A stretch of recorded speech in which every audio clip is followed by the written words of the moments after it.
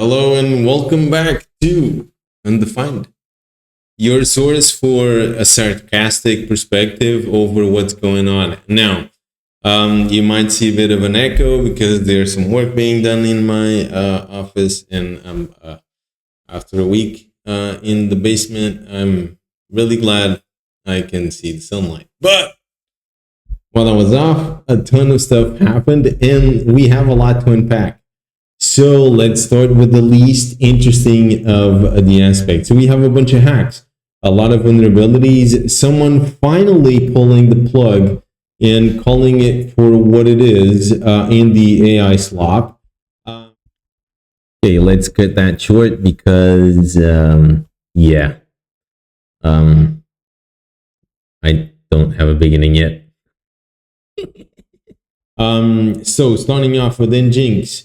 Another CEO day in it's called a pull slip, and it affects it's really popular, so it is to be expected to affect a lot of servers. It's been disclosed over Twitter because CVEs, the CVE registration doesn't really work, and no one really cares.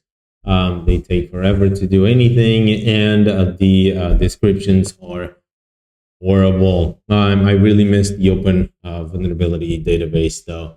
They really did an awesome job. Way better than the CVE one. So we have a heap overflow carrying a CV of 9.2. That is a killer.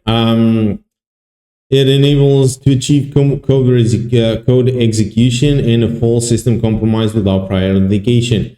They're described as a bypass to the address space layout randomization and the core OS level memory protection techniques designed to prevent memory exploitation bugs. Okay, so there's a patch already to this. Nginx is really popular. There's a few mitigations there. I would say the your only mitigation is installing the patch if you really care about this thing. Address-based randomization or any other memory protection mechanism is meant to make things harder, not impossible. We all know there for every single memory protection, there's at least one bypass. So keep that in mind. And let's move on. Kernel creator calls AI model mythos a marketing gimmick. Now, let's address the elephant in the room, okay? If you still have questions about why these companies make such claims, take a look at the CEO for Anthropic and see his development experience, okay? The Anthropic CEO was a part-time developer for a year, and then it moved on.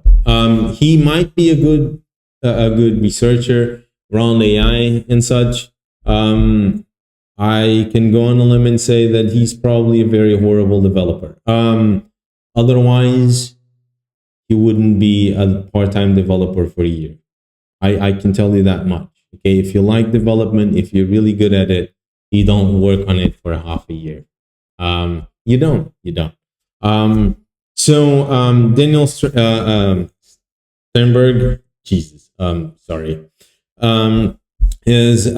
tested the Anthropic closed AI model.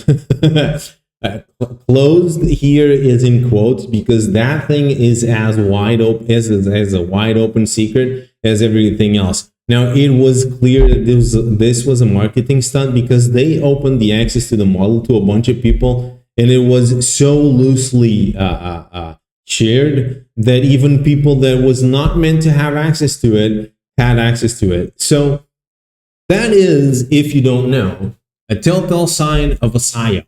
Okay, these companies need money. They need as much money as we need food to survive. And so the only thing left is to sell us and to market bullshit. Lies. I'm not saying the model is not good because I haven't seen it, so I can't claim. But I can tell a psyop when I see one. And this is a massive psyop. Think about it. OpenAI made an agreement with the US Department of Defense. That is a lot of cash. So, a lot of cash. Everyone else is in a disadvantage. You need cash. You need massive amounts of GPUs. Those GPUs will likely to start to break down after 6 months, between 6 months to a year. Each GPU consumes 700 watts of power. They need massive amounts of water to cool down. They need so much water that Microsoft and OpenAI already dried a lake of fresh water with it. So think about it. If another company is in an advantage, your only option is to come up with something. And in this world, in the AI world, bullshit is actually reigning and it's actually thriving because everyone that is hyped up about AI is non-technical folks. Anyone that is pushing AI is non-technical. Okay, any wannabe that never made it into the field really never felt accomplished. Okay, truly accomplished in its field, or was not able to pursue didn't have the opportunities to pursue its true calling, is now using AI to flood the web with either CVEs, duplicated bugs, or bold claims about stuff that it's not doing anything and anyone any good. So shout out to the Curl founder and lead developer, Daniel Stenberg, for calling out these things for what it is. In his blog, criticized the hype around Mythos as developers claimed an effective finding vulnerabilities that it was supposed to be too dangerous for public release. After analyzing the curl code base, I can go on a limb and do some devil's advocate here, just to be on one side, but I can tell you as much. Curl is probably one of the few projects that had a point in time where there were no bugs.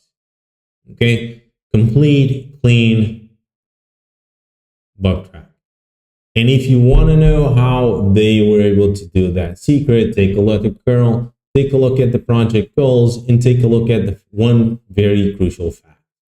They follow something really simple. Curl is meant to do, you probably know. And that's it.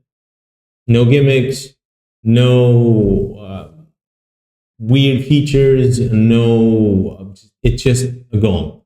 Project goal, that's it. Keep optimizing it, keep maintaining it. Eventually, a few bugs find out and you fix them, and that's it. Okay, you don't keep on piling up features for something just because. Sometimes that's not a feature. Sometimes what you really want is another application. So the model found and confirmed one low severity bug, and the buzz around the model has been primarily marketing gimmick. Remember, if they say something is too dangerous for the public release, what's going to happen is everyone's going to be really curious about it. And I'm not saying that this is not able to find anything. It is true, it may be able to find something, right? It is really helpful to dig through code paths and code analysis. I said this before, static code analysis when it comes to loops and dynamic elements, such as going through arrays or collections.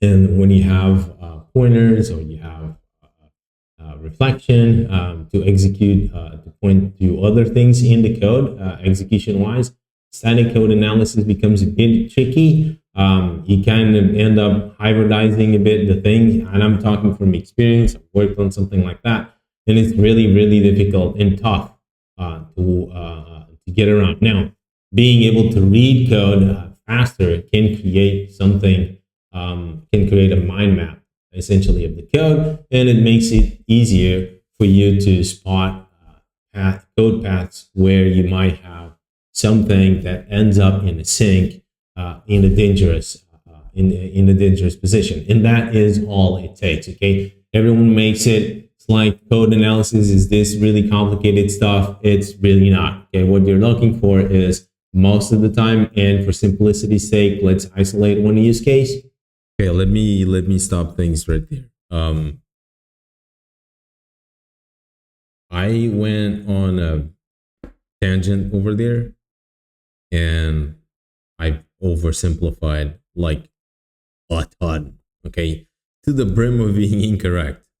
So take that as a loose context, with a heavy grain of salt. Okay, back to the schedule program. You have an input, you have a code path, and you have a sink. Something like interesting, right? File write, code execution, file read, just to keep things simple. And if you want to exercise code analysis, what you want is find all the code paths to lead to that. Okay, overflows, all code paths that lead to memory copy. Or memory duplication. That's it. That's all you need. Now you need to make sure that in the code flow, in the execution, somewhere in there, okay, you don't have any piece of code that either compromises your input, meaning an evil input, okay, or slashes it over, cleans characters, or anything that you may need to just come up with an abuse case. And if that comes to be, you got yourself a bug. Now there are other cases of bugs, and especially the heap, like we've seen previously on the engines. Things are not as simple, but the same logic still applies. You have a code execution, you have an execution logic, you have a piece of logic, and what you want to make sure is that an erroneous condition happens, right? Once you find something suspicious, what you want to find is all code paths that lead to that position, right? So having something like a model like this that could actually be really, really good at analyzing and making code path diagrams with it, it is probably going to be really helpful in isolating bugs. It's not going to find anything, and it's going to find everything, is what I meant. But it's going to be a lot useful, but it's never going to be too dangerous for public release. Now, instead of company launch a project Glasswing to program under 50 partners, including Amazon Web Services, Apple, Cisco, CrowdStrike, Google, Microsoft, NVIDIA, and many others. What you have here is a potential beefy and quite capable client. Okay, it's also a cool list of companies that have been firing a lot of developers and security researchers. You have here is a list of potential clients. And clients with a very deep pockets. Okay, so this one is done. You can read the rest of the link. I will try to remember the fact to illustrate the link here below. But let's move on. Okay, this is one of those. It's very long. I had to cut it. So if you want to see the rest of the tabs, just hop up to the next video, and I'll see you on the next one.